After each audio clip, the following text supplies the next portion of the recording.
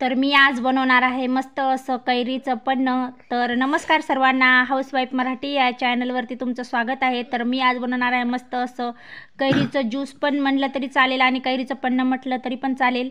तर हे कैरीचं पन्नं खायला आणि पियायला पण खूप छान लागतं।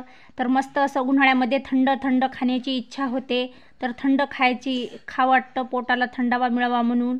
तर मी 2 कलमी आंबे घेतले आहेत आणि हे कलमी आंबे मी स्वच्छ 2 पाण्याने व्यवस्थित धुवून घेते। तर हे कैरीचं ज्यूस खूप छान लागतं।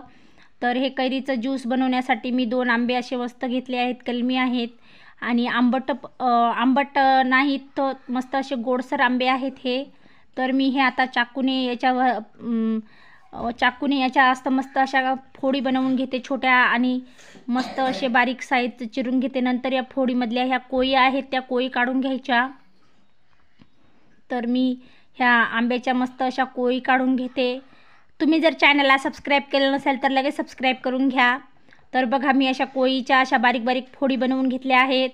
तर ह्या फोडी मी आता कुकरमध्ये टाकून मस्त अशा कुकरला 2-4 शिट्या करून घेते। तर 1 ग्लास पाणी टाकून घेतलं मी कुकरमध्ये।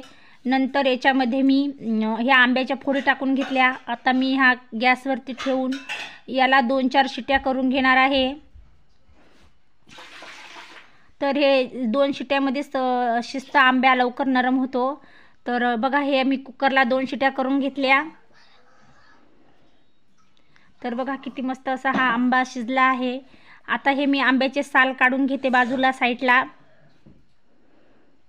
तर हे सर्व आंब्याचे जे साल आहेत ते मी बाजूला वेगळे करून घेते। तर आता मी मिक्सरच्या भांड्यामध्ये फिरवून घेणार आहे हे कैरीचं ज्यूस। तर याच्यासाठी मी आंब्याचं जे आंब्यामध्ये साखर, थोडीशी चवीपुरतं मीठ आणि मस्त असं सर्व मसाले टाकून घेतले। नंतर याच्यामध्ये मिक्स करून घ्यायचं। याच्यामध्ये सेंधं मीठ टाकायचं। तर 2 मिनटं याला मिक्स करून घ्यायचं या पन्ह्याला आणि मस्त असं थंड बर्फ टाकायचं, थंडगार असं या पन्ह्यामध्ये ज्यूसमध्ये। आणि ग्लासमध्ये पण मी थोडासा खाली बर्फ टाकून घेतला।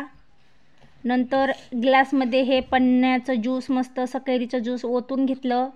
याच्यामध्ये तुम्ही पुदिना, कोथिंबीर टाकलं तरी पण चालेल, खूप छान टेस्ट येते। तुम्हाला व्हिडिओ आवडला असेल तर लाईक करा आणि कमेंट करा। धन्यवाद।